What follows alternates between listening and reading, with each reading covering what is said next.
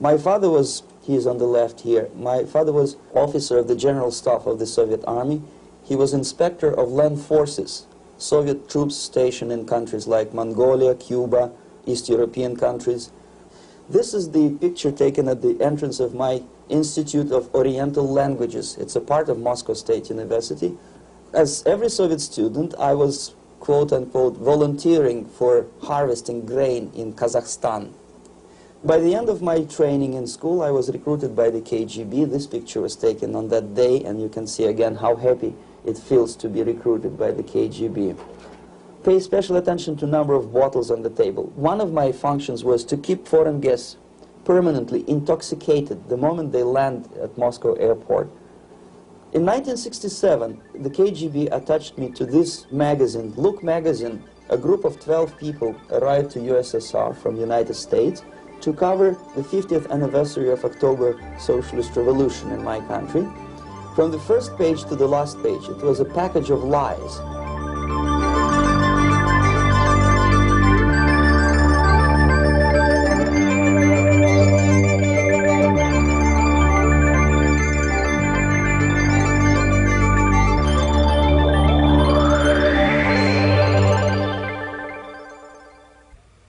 Our conversation is with Mr. Yuri Alexandrovici Bezmenov. Mr. Bezmenov was born in 1939 in a suburb of Moscow. He was the son of a high-ranking Soviet Army officer.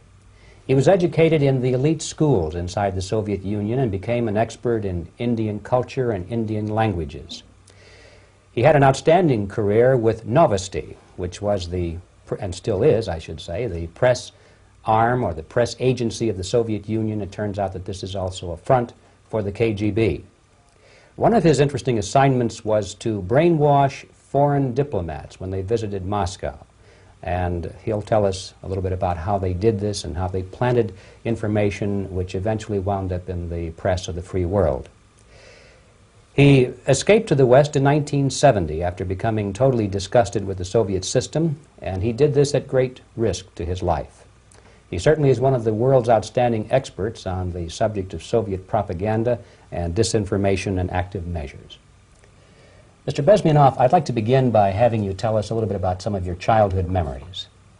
Well, the most vivid memory of my childhood was Second World War, or to be more precise, the end of the Second World War, when all of a sudden United States, from a friendly nation, which helped us to defeat Nazism, turned overnight into a deadly enemy.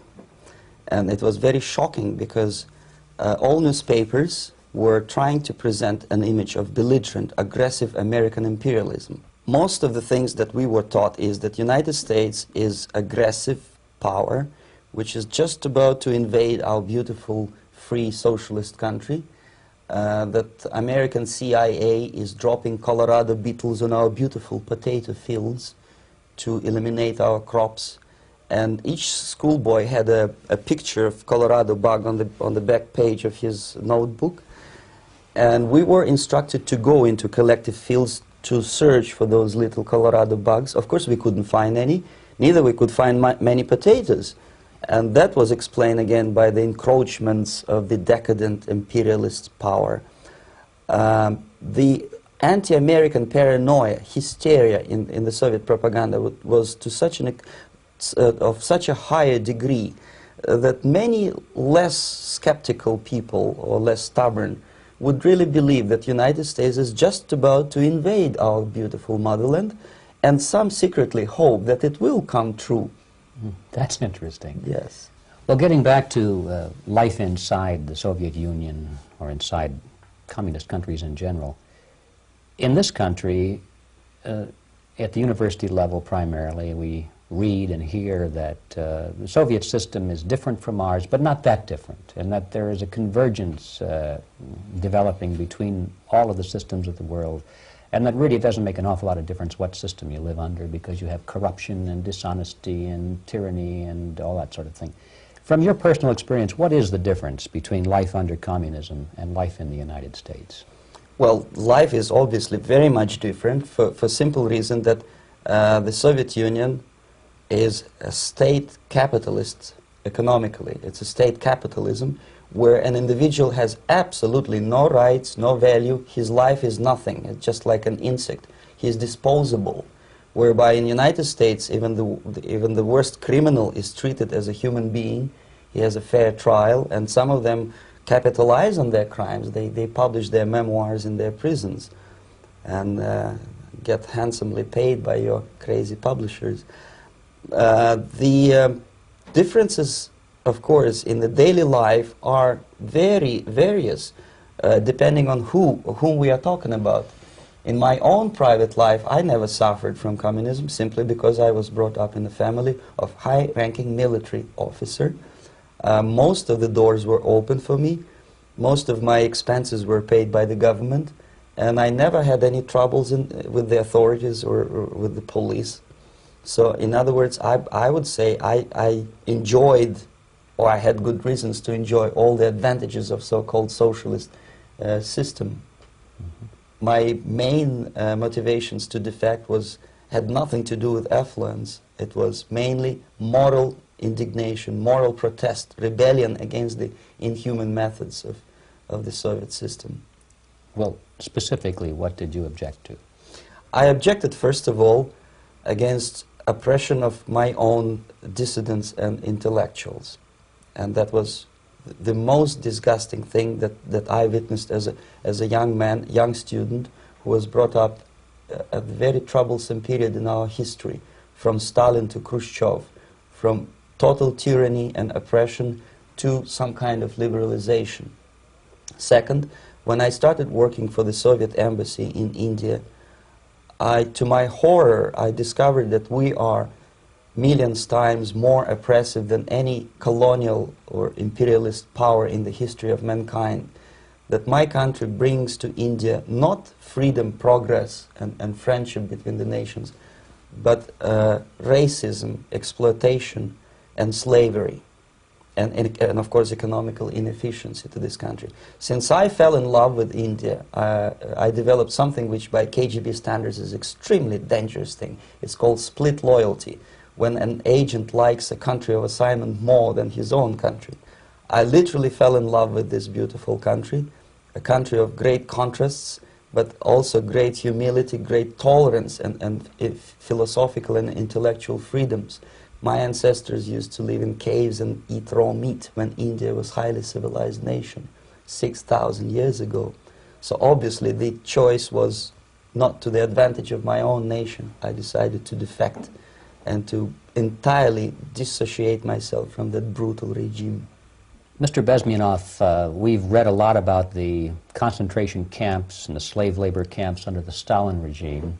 Now the general impression in America is that those things are part of the past. Are they still going on today, or what is the status? Yes. There is no qualitative change in the Soviet concentration camp system.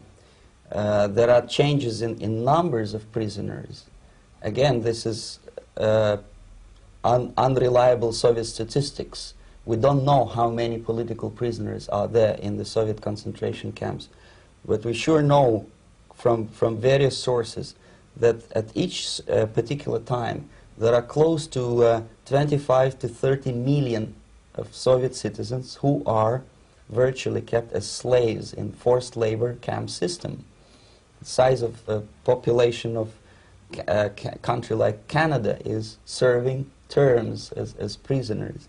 Incredible. So I would say that those intellectuals who try to convince American public that concentration camp system is a thing of a past are either conscientiously misleading public opinion, or they are not very intellectual people. They're selectively blind. They lack intellectual honesty when they say that. Well, we've spoken about the intellectuals in this country and also the intellectuals in the Soviet Union. What about down at the broad mass level? Do the people in general, the working people, the workers in general in the Soviet Union, do they support the system? Do they tolerate it? What is their attitude? Well, average Soviet citizen, if there is such an animal, of course, does not like the system because it hurts, it kills. He may not understand the reasons, he may not have enough information or educational background to understand. But I doubt very much there are many people who are conscientiously supporting the Soviet system. There are not such people in USSR.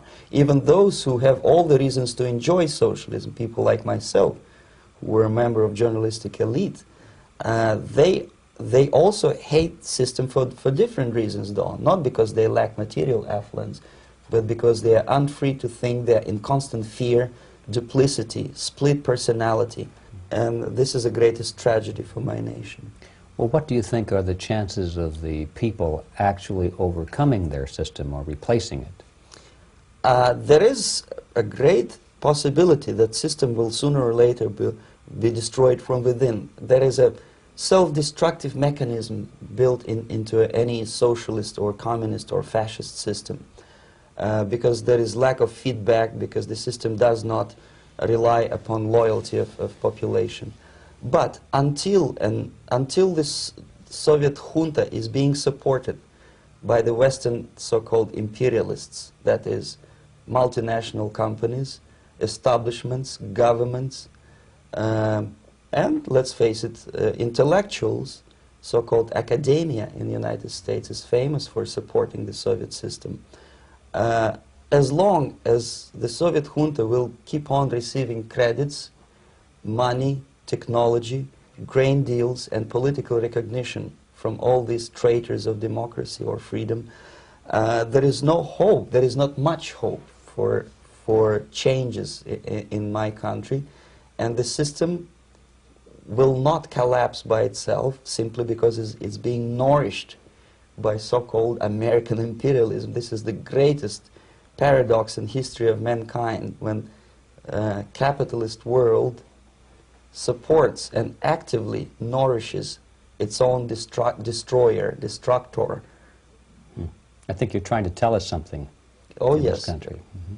I'm trying to tell you that it has to be stopped unless you want to end up in Gulag system and enjoy all the advantages of socialist equality. Working for free, catching fleas on your body, sleeping on the planks of plywood in Alaska this time, I guess. That's where Americans will belong, unless they will wake up, of course, and force their government to stop aiding Soviet fascism. Well, you told us a moment ago why you left the system. I'd like to hear the details of how you did it. It must have been a very dangerous thing. It was not so dangerous, it was crazy. First of all, because defecting in India is virtually impossible, thanks to very strong pressure from the Soviet government. Excuse me, you were in India on assignment at that time. Yes, I was working for the Soviet embassy in New Delhi as a press officer.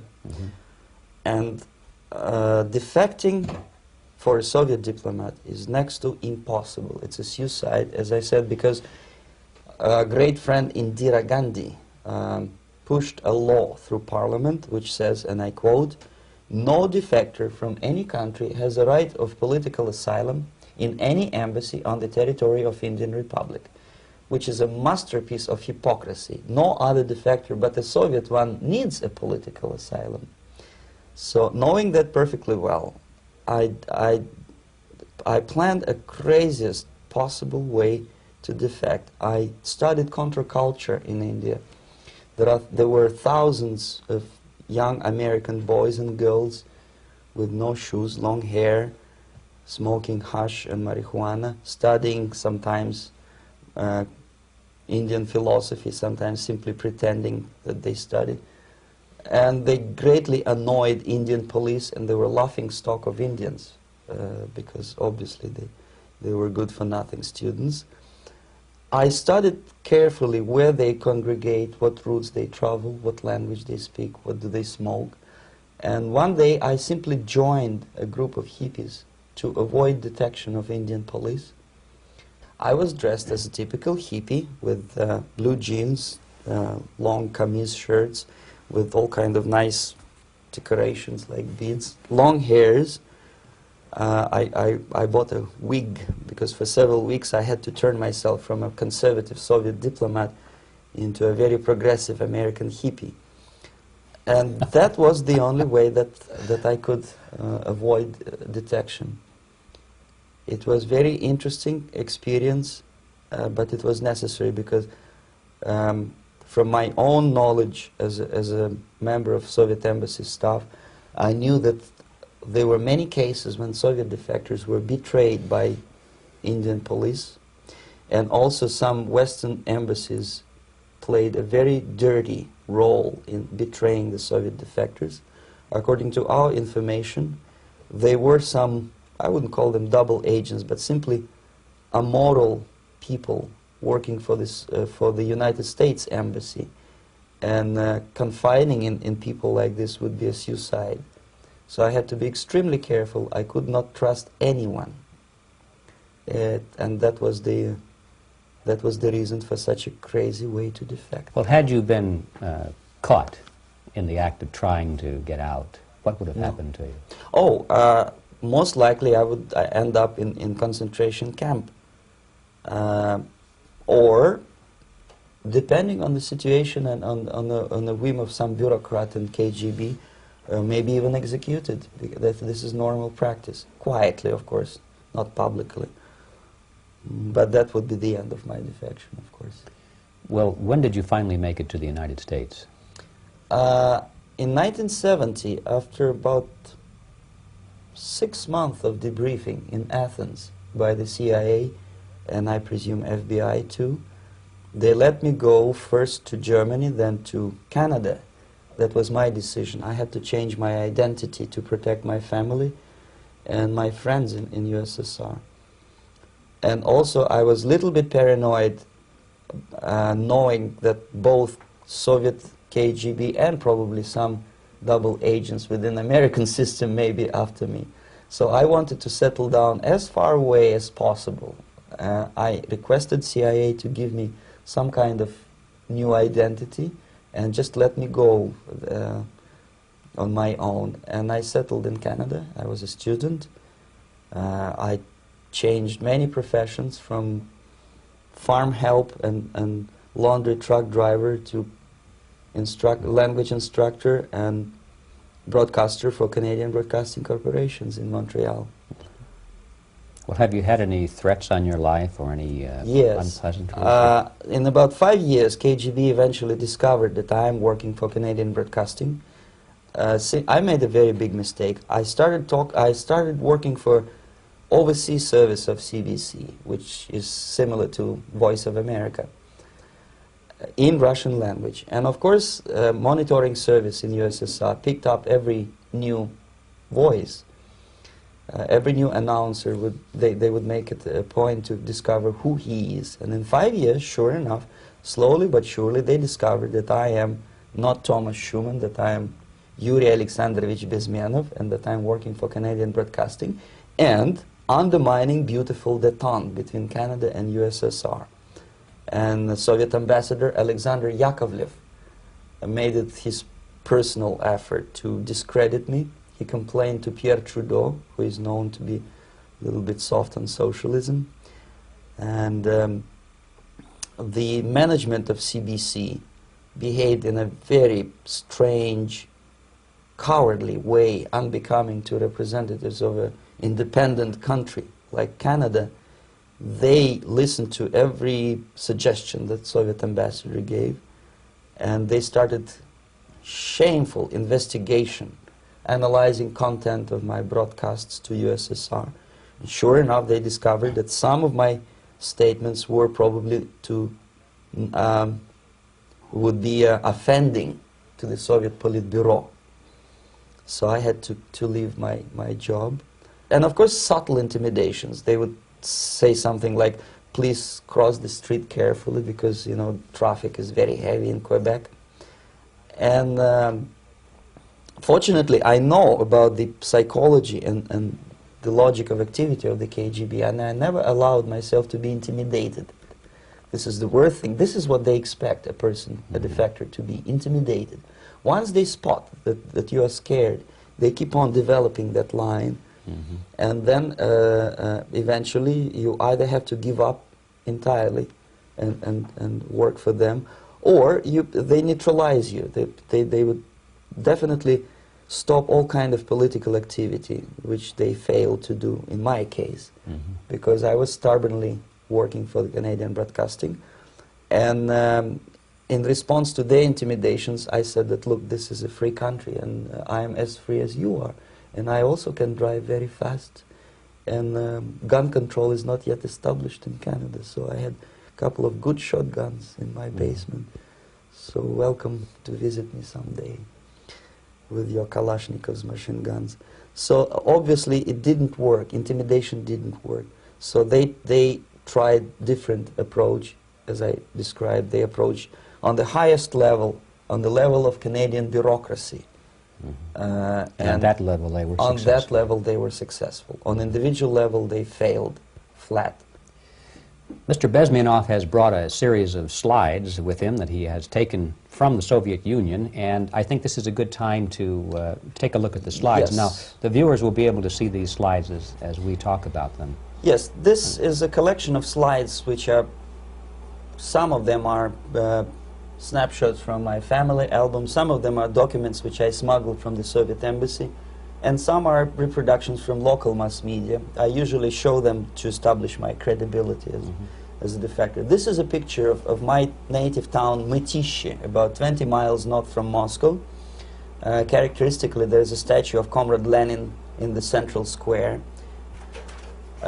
This is myself at the age of 7, again, characteristically, under the statue of Comrade Stalin, extending his friendly hand to peoples of the world. At that age, of course, I was still idealistically minded young communist, and I still believe that sooner or later things will go for better.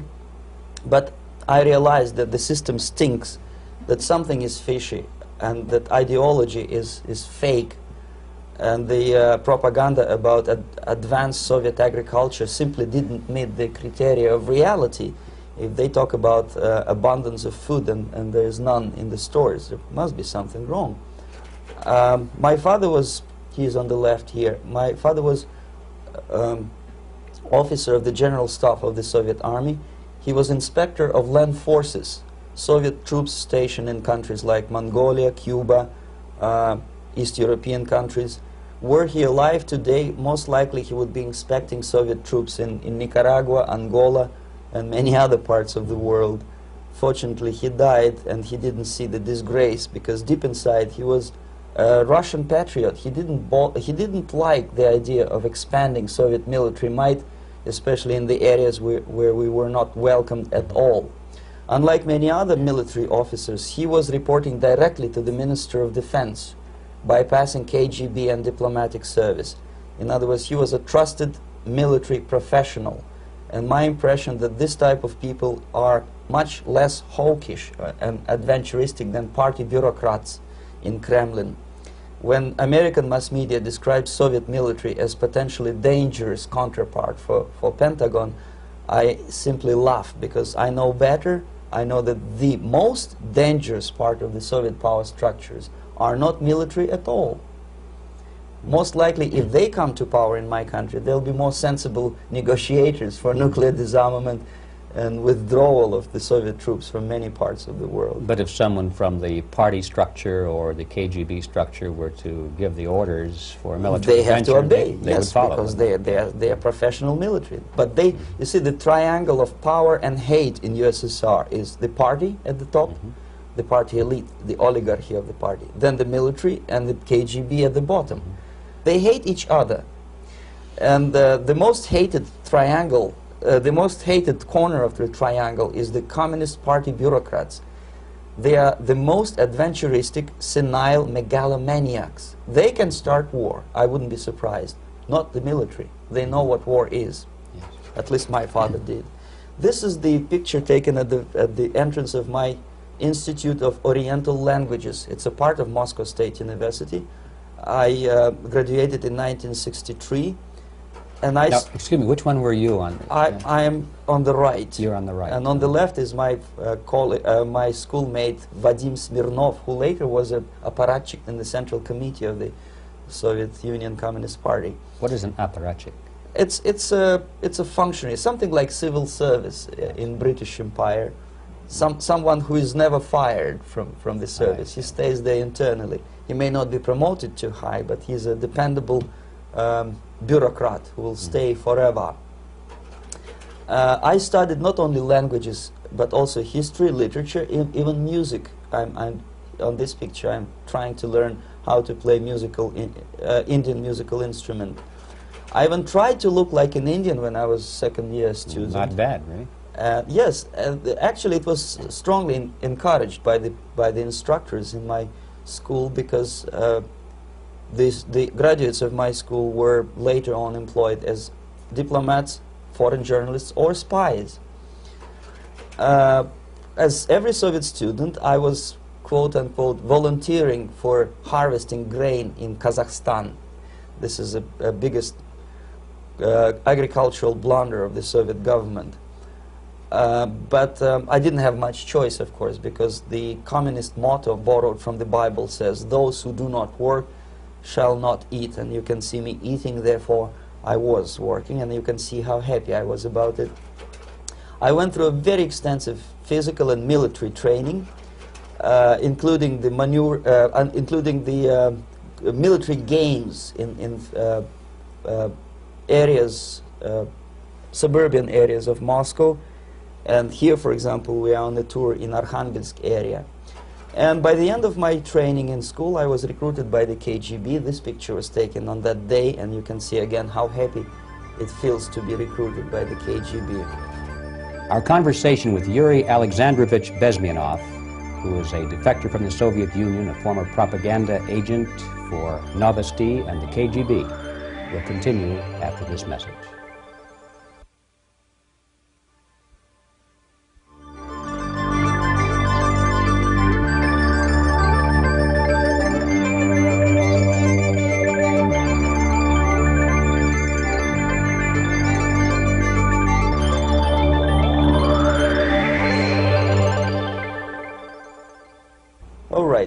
As every student in USSR, I went through very extensive physical and military training and civil defense training too. Unlike in the United States, where civil defense is virtually non-existent, zero. In USSR, every student, whatever his major subject, has to go through very extensive 4-year military and civil defense training. You can see me here with a group of students during one of the war games near Moscow. The main idea, of course, is to prepare a huge reserve army of the USSR. Each student has to graduate as a junior lieutenant. In my case, it was administrative and military intelligence service. My first assignment was to India as a translator with the Soviet Economical Aid Group, building refinery complexes in Bihar state and Gujarat state. At that time, I was still naively, idealistically believing that what I was doing contributes to the understanding and cooperation between the nations. It took me quite a number of years to realize that what we were bringing to India was a new type of colonialism, 1,000 times more oppressive and exploitative than any colonialism or imperialism in history of mankind.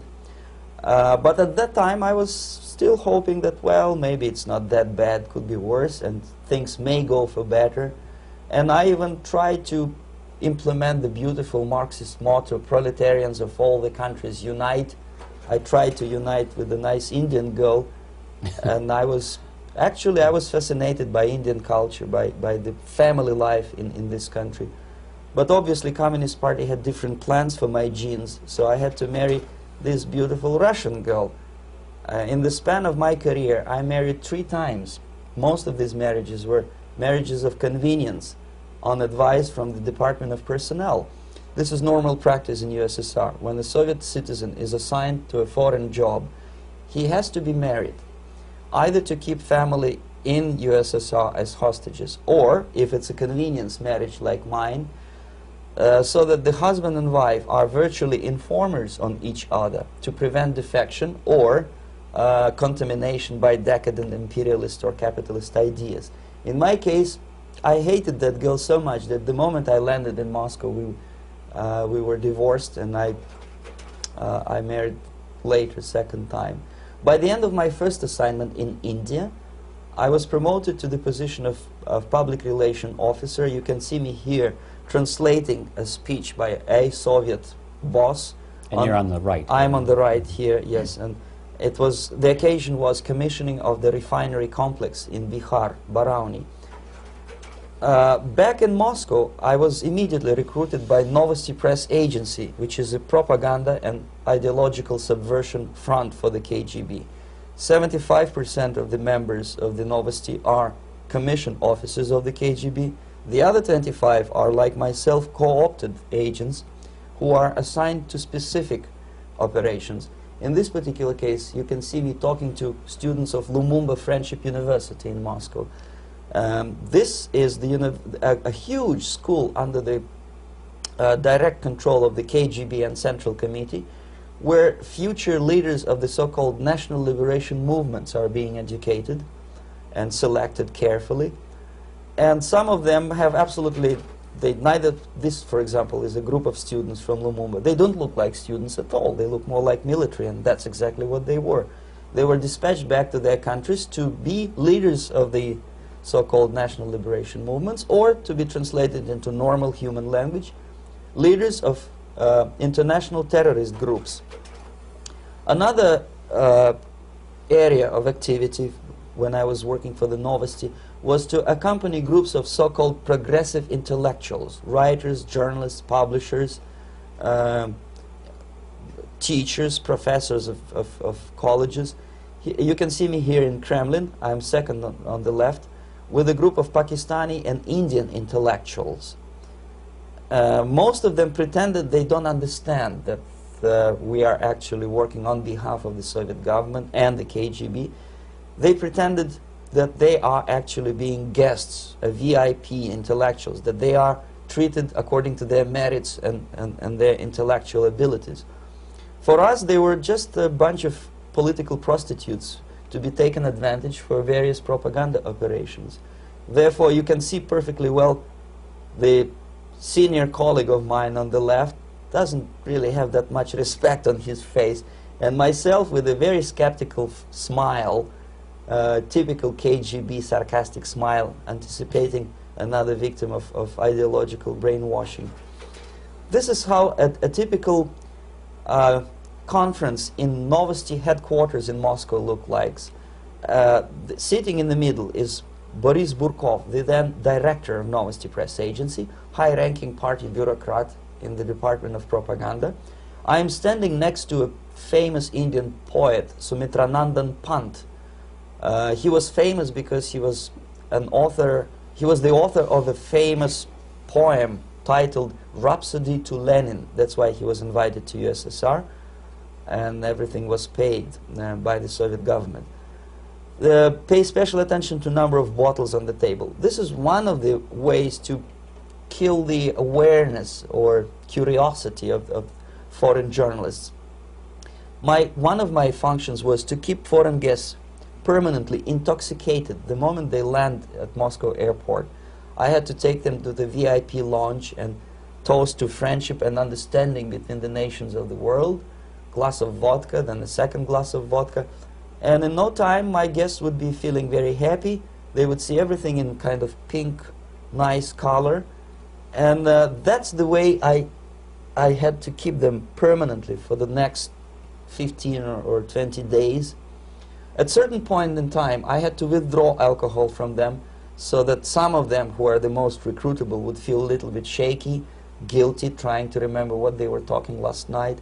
That's the time to approach them with all kind of nonsense, such as joint communique or statement for Soviet propaganda. That's the time they are the most flexible. And of course, what they didn't understand, they didn't realize or pretended not to realize, that myself, who was drinking together with them, was not drinking at all. I had ways to get rid of alcohol through various techniques, including special pills which were given to me by my colleagues. But they were taking it seriously. In other words, they would consume quite large volumes of alcohol and feel quite uneasy next morning. In 1967, the KGB attached me to this magazine, Look magazine. A group of 12 people arrived to USSR from United States to cover the 50th anniversary of October Socialist Revolution in my country. From the first page to the last page, it was a package of lies, propaganda cliché, which were presented to American readers as opinions and deductions of American journalists. Nothing could be far from truth. These were not opinions. They were not opinions at all. They were the clichés which the Soviet propaganda wants American public to think that they think. If it does make any sense at all. It sure does, because from the viewpoint of the Soviet propaganda, although there are some subtle criticisms of the Soviet system, the basic message is that Russia today is a nice, functioning, efficient system supported by majority of population. That's the biggest lie. And of course, American intellectuals and journalists from Look magazine elaborated on that untruth in various different ways. They intellectualized that lie. They found all kinds of justifications for telling lies to American public.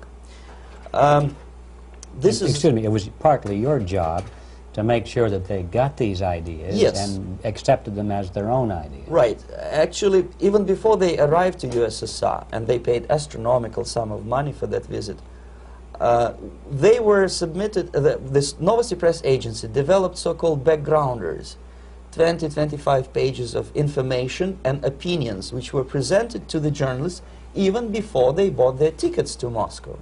They had to analyze the situation, and judging on their reaction to that backgrounder, the local Novosti representative or local Soviet diplomat in Washington, D.C. would assess whether they be given visa to USSR or not.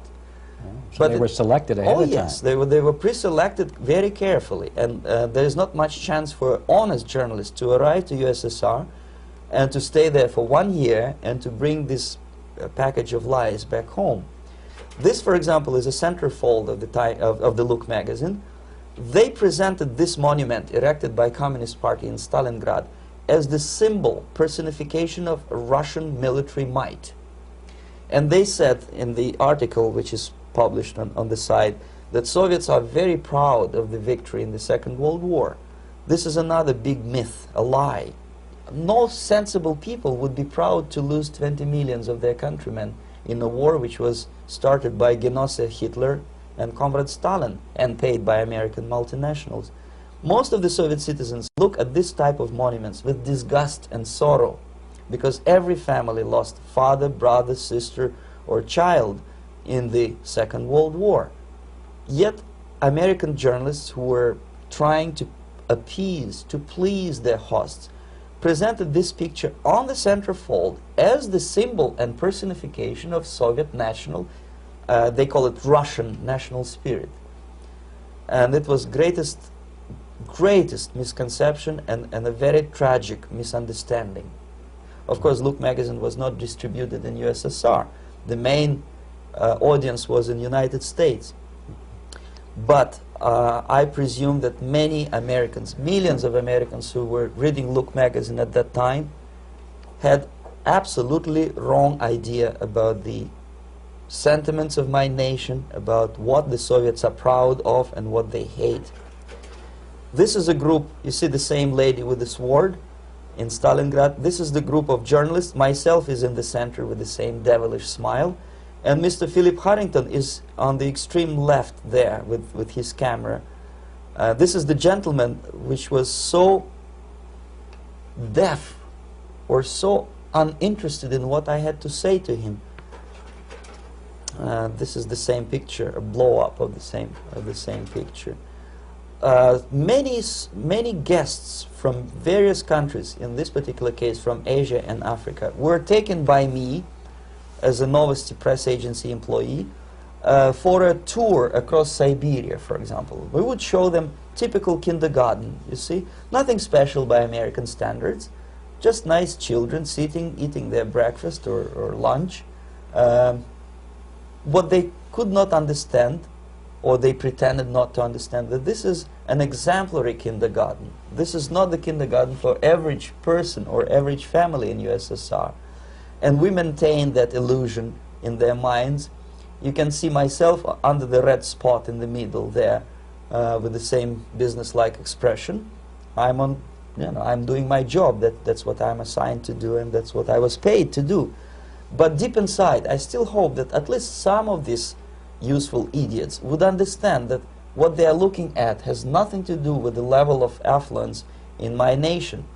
This is a better picture which reflects the true spirit of the Soviet childhood. This picture was printed in a Canadian government publication by mistake. In the middle you can see children playing on a small courtyard, and the caption goes, "This is a typical kindergarten in Siberia." What these idiots didn't understand, that it is not kindergarten at all. It is a prison for children of political prisoners. But there was not a single mentioning that what they were visiting actually was an area of concentration camps. And the job of people like myself to help them to not to notice that they are actually talking to prisoners. Most of the children were dressed, especially on the occasion of the foreigners' visit. Of course, there were no corpses on the ground. There were no machine gun guards. And well, it looks not very pleasant, as you see. It looks dull, but obviously it does not create an impression that this is actually a prison. Well, did any of the journalists have the curiosity to ask about prisons and that kind of thing? Yes. They were in Siberia. This Yes. is what you associate. Yes, some of them asked questions, and naturally we would give them, for the stupid question, we give them stupid answer. No, there are no prisons in Siberia. No, most of the people who you see are free citizens of USSR. They are very happy to be here, and they are contributing to the glory of the socialist system. Some of them pretended that they believe what I was telling them, and most of them, we may discuss it later, what are the motivations of these people? Why would they stubbornly bring lies to their own population through their own mass media? I have various answers to this. There is not a single explanation. It's a complex of explanations. It's fear, pure biological fear. They understand that they are on the territory of an enemy state, a police state. And just to save their rotten skins and their miserable jobs, their affluence back home, they would prefer to tell a lie than to ask truthful questions and report truthful information. Second, most of these schmucks were afraid to lose their jobs, because obviously if you tell truth about my country, you will not last long as a correspondent of New York Times or Los Angeles Times. They will fire you. What kind of correspondent are you? You obviously cannot find common language with Russians if they kick you out in 24 hours. So just by trying to be conformist to their own editorial bosses, they tried not to offend the sentiments of the Soviet administrators and people like myself. Deep inside, I hope they would insult my or offend my sentiments. Obviously, they preferred not to. Another reason, I refuse to believe it, but obviously there is another reason. Obviously, it's a greed. These people earn a lot of money. When they come back to USA, they claim that they are experts in my country. They write books which sells in million copies, titled like Russians, The Truth About Russia. Most of it is lie about Russia. Yet they claim to be Sovietologists. They play back myth about my country, the propaganda cliches. Yet they stubbornly resist the word of truth. If a person like Solzhenitsyn is either defecting or kicked out of USSR, they try all their best to discredit him and to discourage him. I don't have much chance to appear on national network with a true story about my country.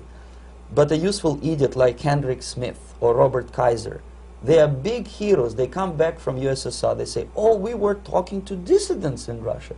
Big deal. Soviet dissidents are chasing American correspondents in the streets, and they are cowardly escaping from these contacts. For some strange reason, if you want to know more about Spain, you refer to Spanish writers. If you want to learn more about French, you read French writers. Even about Antarctica, I bet you would read Penguins. Only about the Soviet Union, for some strange reason, you read Hendricks and Schmendricks and all kind of Kissingers, because they claim that they know more about my country. They know nothing, or next to nothing, or they pretend that they know more than they actually do. I would say they are dishonest people who lack integrity and common sense and intellectual honesty. They bring back all kind of stories like that. A kindergarten in Siberia. Omitting the most important fact, it's a prison for children of political prisoners. Another greatest example of monumental idiocy of American politicians. Edward Kennedy was in Moscow, and he thought that he is a popular, charismatic American politician who is easygoing, who can smile, dance at the wedding in Russian palace of marriages. What he did not understand, or maybe he pretended not to understand, that actually he was being taken for a ride. This is a staged wedding especially to impress foreign media or useful idiots like Ed Kennedy. Most of the guests there, they had security clearance, and they were instructed what to say to foreigners. This is exactly what I was doing. You can see me in the same damn wedding palace in Moscow where Ed Kennedy was dancing here. You see, smiling. He thinks he's very smart.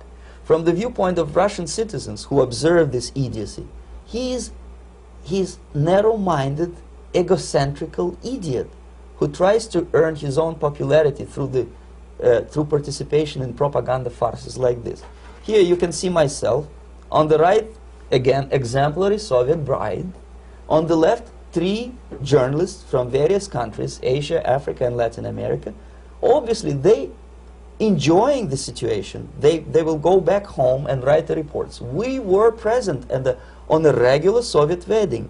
They were not present on a regular Soviet wedding. They were present, they were parts of a farce, of a circus performance. Another thing which I had to sometimes risking my life to explain to foreigners. Time magazine, for example, is very critical of South African racist regime. The whole article was dedicated to the shameful internal passport system where blacks are not allowing to live with whites. For some strange reason, for the last 14 years since my defection, nobody wanted to pay attention to my passport. This is my passport. It also shows my nationality, and it has a police rubber stamp, which is called propiska in Russian language, which assigns me to a certain area of residence. I cannot leave that area, same way as this black man cannot leave the area in South Africa. Yet we call South African government racist regime. Not a single Jane Schmonda or Fonda is brave enough, courageous enough to come to media and say, look, this is what happens in USSR. I send a copy of my passport to many American liberals and civil rights defenders and all the other useful idiots. They never bothered to answer me back. This shows what kind of integrity, what kind of honesty these people are. They're a bunch of hypocrites because they don't want to recognize a good example of racism in my country. This is the first stage of befriending a professor. You can see myself on the left with the same James Bond smile. On the right is my KGB supervisor, Comrade Leonid Mitrokhin, and in the middle a professor of political science in Delhi University. The next stage would be to invite him to a gathering of Indo-Soviet Friendship Society. There he is sitting next to his wife before he is being sent to USSR for free trip. Everything is paid by the Soviet government. He was made to believe that he is invited to USSR because he is a talented, sober-thinking intellectual. Absolutely false. He is invited because he is a useful idiot, because he would agree and subscribe to most of the Soviet propaganda cliché.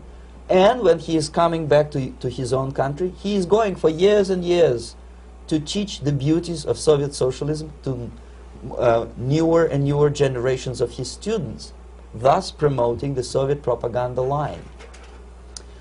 The KGB was even curious about this gentleman. It may look innocent. Maharishi Mahesh Yogi, a great spiritual leader, or maybe a great charlatan and crook, depending on from which side you are looking at him. Beatles were trained at his ashram in Hardwar in India how to meditate. Mia Farrow and other useful idiots from Hollywood visited his school, and they returned back to United States absolutely zonked out of their minds with marijuana, hashish, and crazy ideas of meditation.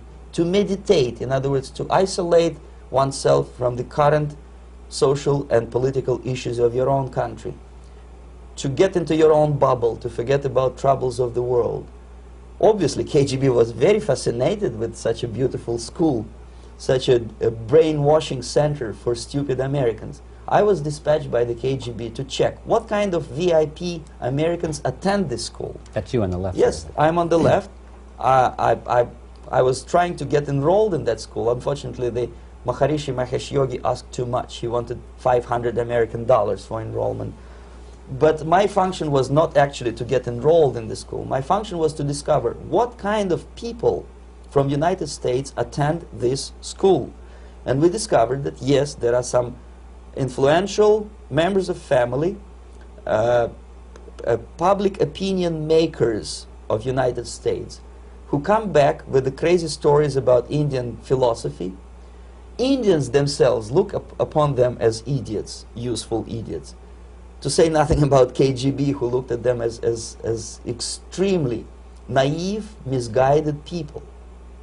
Obviously, a VIP, say a wife of a congressman, or a prominent Hollywood personality, after being trained in that school, is much more instrumental in the hands of manipulators of public opinion and KGB than a normal person who understands, who looks through this type of fake religious training. Why would they be more susceptible to manipulation? I just mentioned that because, you see, a person who is too much involved in introspective meditation.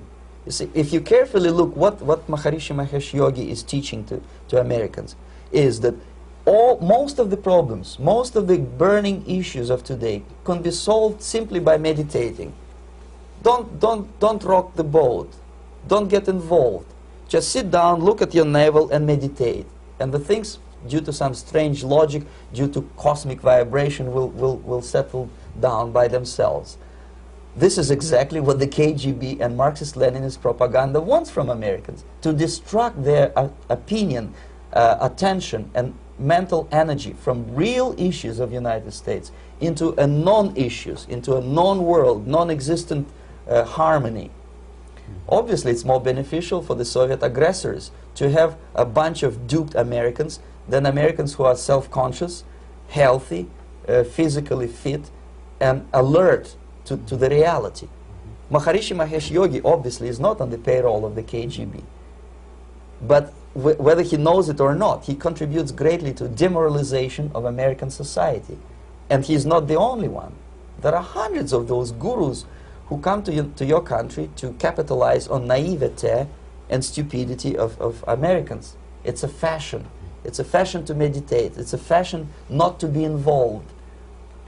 So obviously, you can see that if KGB were that curious, if they paid my trip to Hardwar, if they assigned me to that strange job, obviously they were very much fascinated.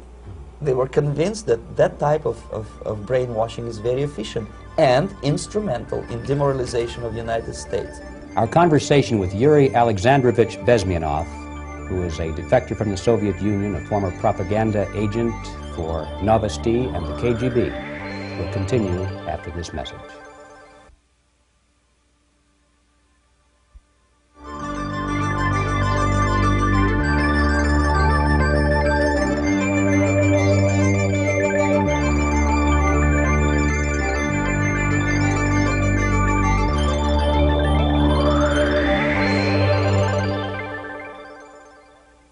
This picture shows the part of the building of USSR embassy, and my supervisors. On the left is Comrade Mehdi, an Indian communist, and on the right, Comrade Mitrokhin, my supervisors in the secret department of research and counter-propaganda.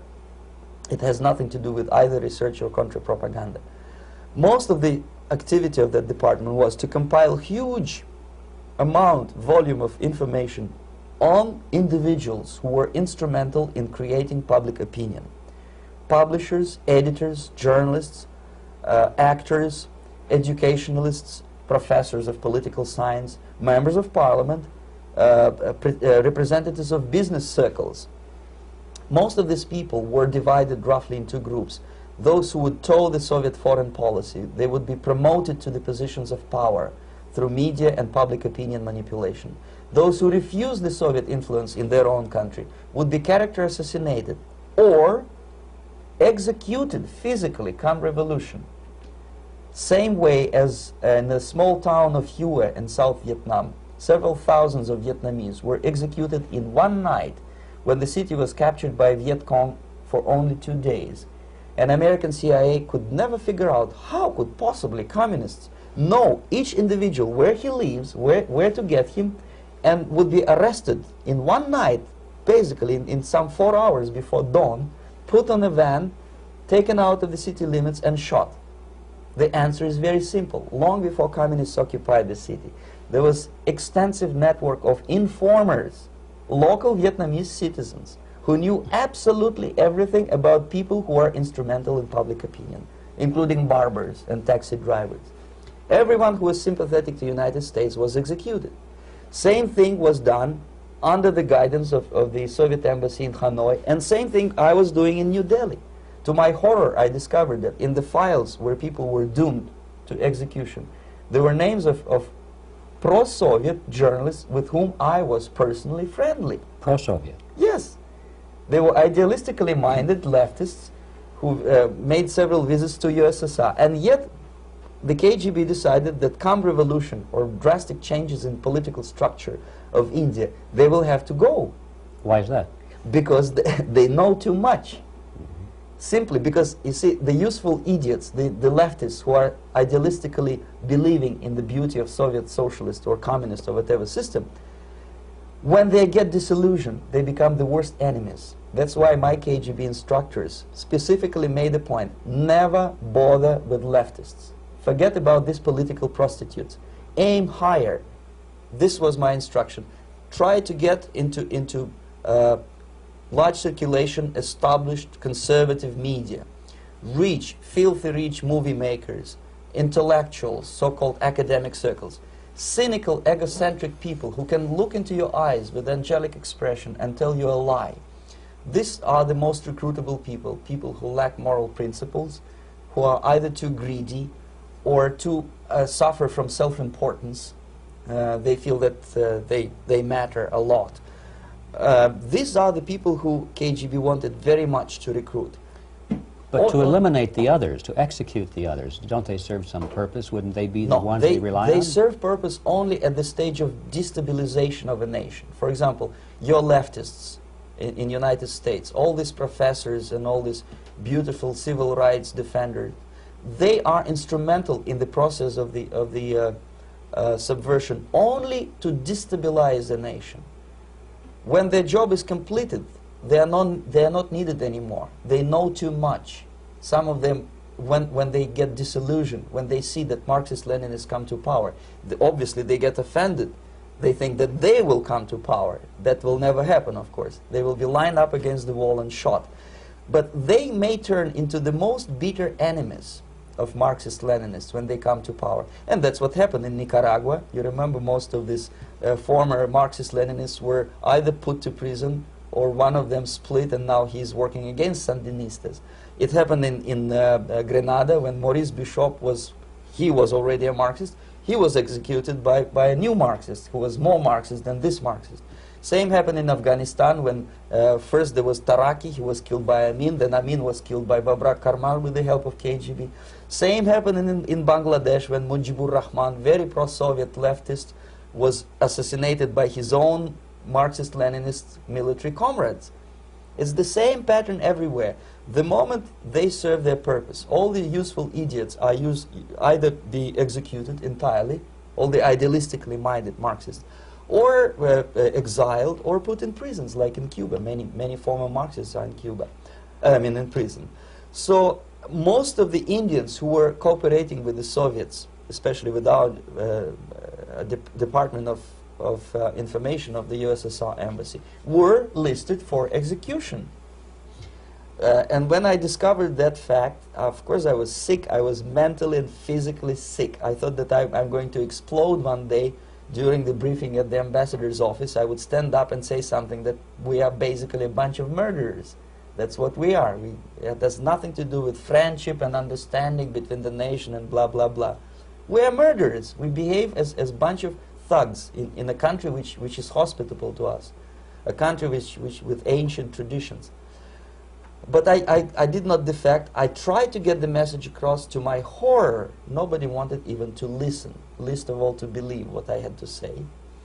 And I tried all kinds of tricks. I would leak information through letters or lost documents or something like that. And still I got no message. The message was not published, even in the conservative mass media of India. The immediate impulse to defect was Bangladesh crisis, which was described by American correspondents as Islamic grassroots revolution, which is absolute baloney. There was nothing to do with Islam, and there was no grassroots revolution. Actually, there are no grassroots revolutions, period. Any revolution is a byproduct of a highly organized group of conscientious and professional organizers, but has nothing to do with grassroots. In Bangladesh, it was nothing with grassroots. Most of the Awami League party members, Awami League means People's Party, were trained in Moscow in the high party school. Most of the Mukti Fauj leaders, Mukti Fauj in Bengali means People's Army, same as SWAPO and all kind of liberation armies all over the world, the same bunch of useful idiots. They were trained at Lumumba University and various centers of the KGB in Simferopol, in Crimea, and in Tashkent. So when I saw that Indian territory is being used as a jumping board to destroy East Pakistan, I saw myself thousands of so-called students traveling through India to East Pakistan, through the territory of India, and Indian government pretended not to see what's going on. They knew perfectly well, the Indian police knew it, the intelligence department of the Indian government knew it, the KGB of course knew it, and the CIA knew it. That was most infuriating, because when I defected and I explained to the CIA debriefers they should watch out because East Pakistan is going to erupt any moment, they said I was reading too many James Bond novels. Anyway, so East Pakistan was doomed. One of my colleagues in the Soviet consulate in Calcutta, when he was dead drunk, he ventured into the basement to relieve himself, and he found big boxes which said printed matter to Dhaka University. Dhaka is the capital of East Pakistan. And since he was drunk and curious, he opened one of the boxes and he discovered not printed matter. He discovered Kalashnikov guns and ammunition in there. Anyway, it's a long story. When I saw the preparations for the invasion into East Pakistan, obviously I wanted to defect immediately. The only thing I couldn't at that time make up my mind when and where and how. One of the reasons, of course, you see, I was in love with India. I mentioned it before. I spoke the languages. I socialized with people. And I understood that I had to act fast unless I want this beautiful country to be permanently and irreparably damaged by our presence. One of the reasons not to defect was, as you can see, I was living in relative affluence. Who the hell in a normal mind would defect and do what? To be abused by your media, to be called McCarthyist and fascist and paranoid, or to drive a taxi in New York City? What for? What the hell for should I defect? To be abused by Americans, to be insulted in exchange for my effort to bring the truthful information about impending danger of subversion. As you can see, I was living in quite a comfortable conditions next to swimming pool, where Indians were not allowed, by the way. I was highly paid expert in propaganda. I had my family. I was respected by my nation. My career was cloudless. The third reason, how to defect with the family. To defect with the baby and the wife would be virtual suicide, because according to law, that hypocritical law which I quoted before, the Indian police will have to hand me over back to the KGB, and that will be the end of my defection and probably my life. Again, I cannot smuggle my wife because she was not quite sure what I was doing. She was not that idealistically involved, and she was definitely not in the total picture of what I was doing for the KGB. She would be shocked if I you know, put her in my van and drive her to the American embassy or elsewhere. That would be a greatest danger. So again, I had to defect in such a way that my defection would look as simple disappearance. And there were many cases like that when the Soviet agents simply disappeared, either killed in action or, thanks to their curiosity and their close contacts with radicals, some of them were killed by the Marxists, by the way. It happened in many African countries when the Soviet KGB were killed by Africans themselves. Not because they hated Marxism-Leninism, but because they were simply trigger-happy bunch of unruly characters. If you give them a machine gun, they will shoot. And some of the Soviets obviously were not careful enough to protect themselves, and they got into embarrassing situations when they were shot at the crossfire between factions of so-called liberation movements. Anyway, so I decided, as I said, to study the counterculture. I decided this probably would be the best way to disappear. I socialized with characters like this. On the left, you see, he's a barefoot American hippie. It took me quite a long time to study exactly what they were doing and how to mix with them.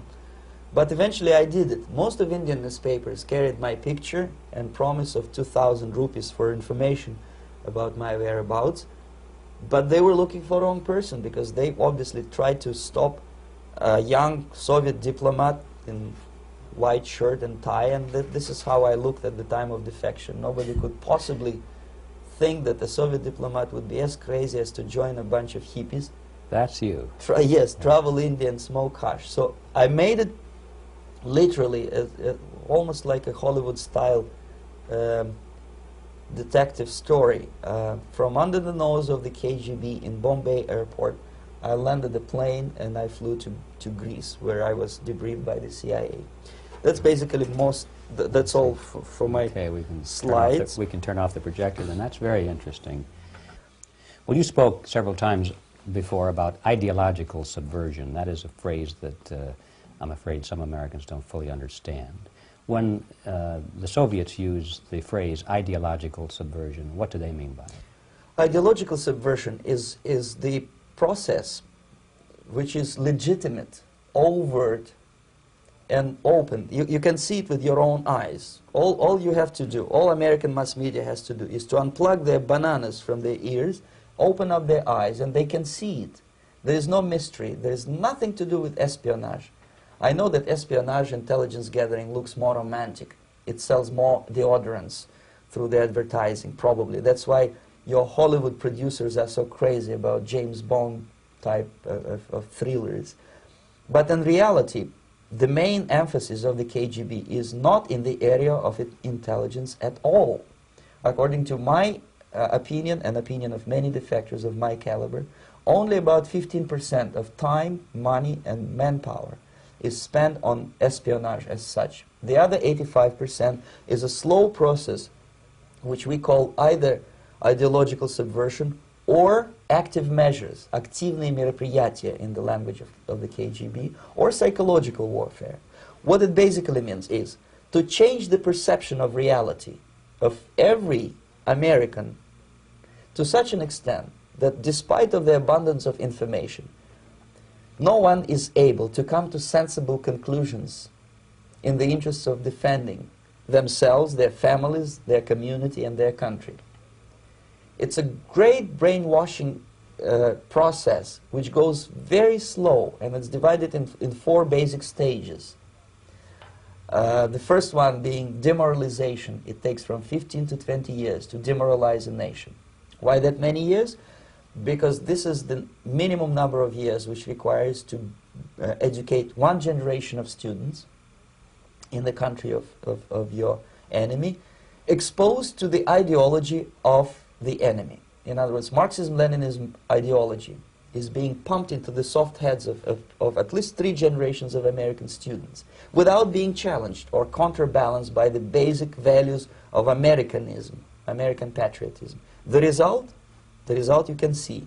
Most of the people who graduated in the 60s, dropouts or half-baked intellectuals, are now occupying the positions of power in the government, civil service, business, mass media, educational system. You are stuck with them. You cannot get rid of them. They are contaminated. They are programmed to think and react to certain stimuli in a certain pattern. You cannot change their mind, even if you expose them to authentic information, even if you prove that white is white and black is black. You still cannot change the basic perception and the logic of behavior. In other words, these people, the process of demoralization is complete and irreversible. To get rid society of these people, you need another 20 or 15 years to educate a new generation of patriotically minded and common sense people who would be acting in favor and in the interests of United States society. And yet these people who've been programmed and, as you say, in place and Yes. who are favorable to an opening with the Soviet concept, these are the very people who would be marked for extermination in this country? Most of them, yes. Simply because the psychological shock when they will see in future what the beautiful society of equality and social justice means in practice, obviously they will revolt. They will be very unhappy, frustrated people. And the Marxist-Leninist regime does not tolerate these people. Obviously they will join the links of dissenters, dissidents. Unlike in present United States, there will be no place for dissent in future Marxist-Leninist America. Here you can get popular like Daniel Ellsberg and filthy rich like Jane Fonda for being dissident, for criticizing your Pentagon. In future, these people will be simply squashed like cockroaches. Nobody is going to pay them nothing for their beautiful, noble ideas of equality.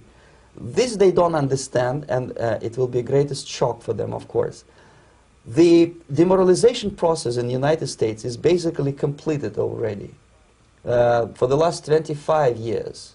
Actually, it's overfulfilled, because demoralization now reaches such areas where previously not even Comrade Andropov and all his experts would even dream of such a tremendous success.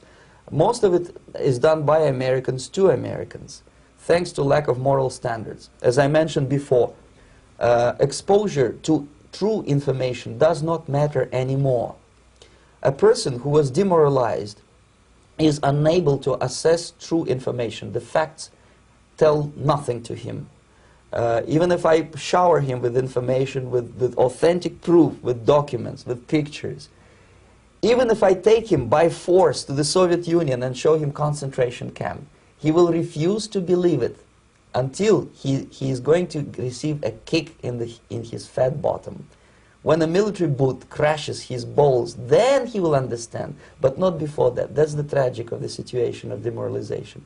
So basically America is stuck with demoralization, and unless, even if you start right now, here, this minute, you start educating new generation of Americans, it will still take you 15 to 20 years to turn the tide of ideological perception of reality back to normalcy and patriotism.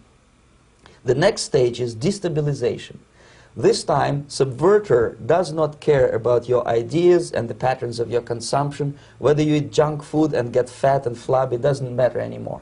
This time, and it takes only from 2 to 5 years to destabilize a nation, what matters is essentials: economy, foreign relations, defense systems. And you can see it quite clearly that in some areas, in such sensitive areas as defense and economy, the influence of Marxist-Leninist ideas in the United States is absolutely fantastic. I could never believe it 14 years ago when I landed in this part of the world, that the process will go that fast. The next stage, of course, is crisis. It may take only up to 6 weeks to bring a country to the verge of crisis. You can see it in Central America now. And after crisis, with a violent change of power, structure, and economy, you have so-called the period of normalization. It may last indefinitely.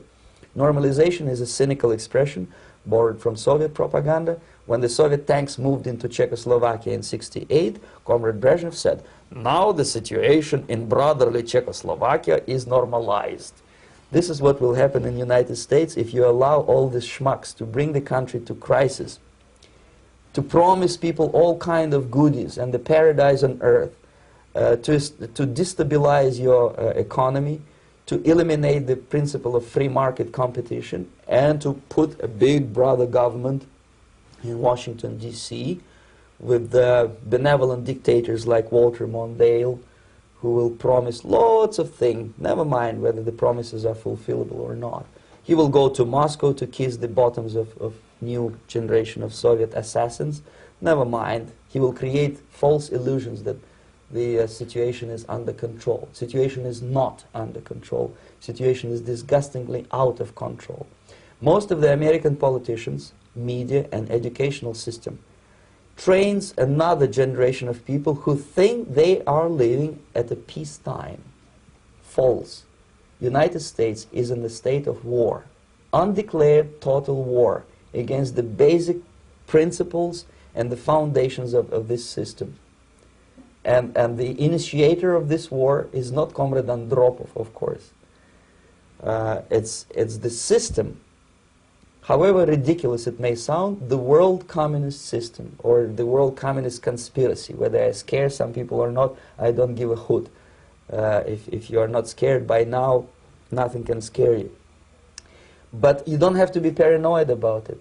What actually happens now, that unlike myself, you have literally several years to live on unless the United States wake up.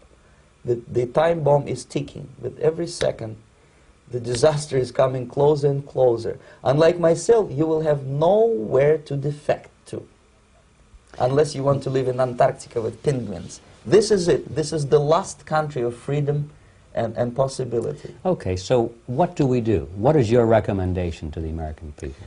Well, the immediate thing that comes to my mind is, of course, there must be a very strong national effort to educate people in the spirit of real patriotism, number one. Number two, to explain them the real danger of socialist, communist, whatever, welfare state, big brother government. If people will fail to grasp the impending danger of that development, nothing ever can help United States. You may kiss goodbye to your freedom, including freedoms to homosexuals, to prison inmate. All this freedom will vanish, evaporate in 5 seconds, including your precious lives. The second thing, the moment at least part of United States population is convinced that the danger is real, they have to force their government. And I'm not talking about sending letters, signing petitions, and all this beautiful, noble activity. I'm talking about forcing United States government to stop aiding communism. Because there is no other problem more burning and urgent than to stop the Soviet military-industrial complex from destroying whatever is left of the free world. And it is very easy to do. No credits, no technology, no money, no political or diplomatic recognition, and of course no such idiocy as grain deals to USSR. The Soviet people, 270 millions of Soviets, will be eternally thankful to you if you stop aiding a bunch of murderers who sit now in Kremlin and whom President Reagan respectfully calls government. They do not govern anything, least of all such complexity as the Soviet economy. So basic, two very simple, maybe too simplistic answers or solutions, but nevertheless they are the only solutions. Educate yourself, understand what's going on around you. You are not living at the time of peace. You are in a state of war, and you have precious little time to save yourself. You don't have much time, especially if you are talking about young generation. There's not much time left for convulsions and sexual masturbation to the beautiful disco music. Very soon it will go, just overnight. If we are talking about capitalists or wealthy businessmen, I think they are selling the rope on which they will hang very soon.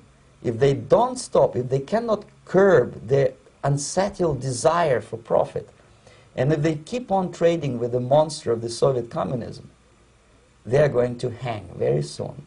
And they will pray to be killed, but unfortunately they will be sent to Alaska probably to manage industry of slaves.